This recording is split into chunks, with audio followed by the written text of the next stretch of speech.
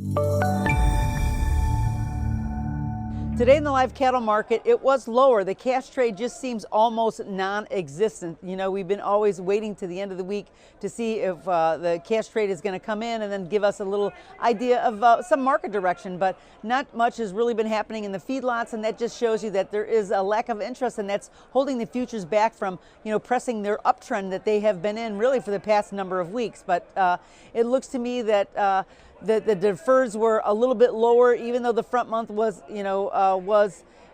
stronger than the deferreds, but the market is, having somewhat of a pullback. Now the feeders fell much stronger, so traders seem to be just giving up here at the end of the week. The futures just tumbled, like following along with yesterday's range, but it actually stayed inside yesterday's range, so there wasn't that extra follow through. But markets just don't know how to digest this state of emergency yet, and to see if it's actually going to affect these markets. Now, clearly it's kind of put a stranglehold on the grains, and so that will affect the feeds.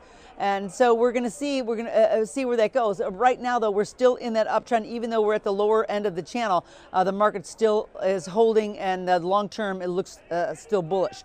Now, the hogs did firm up. Those oversold conditions do persist, and even though we've been hanging on to our lows, there's just been no bottom in sight, and it's just there is some worry that there's going to be more liquidation. And I know that we always say that the hogs market always overshoots its objective, and of course we are well through any objective on the downside, and even more so and further than where we were in July. So anyone's guess as to where the real bottom is, but there is hope that there's going to be a resolution, and we wanted it yesterday. That definitely will turn the market around a little bit, but demand right now just cannot keep up with the pork production that we have, so supplies are starting to pile up, and just those kind of economics really is pressing these markets. With the long weekend, maybe we can regroup and maybe get some buyers to step in next week, but time will tell, so we're going to watch that closely.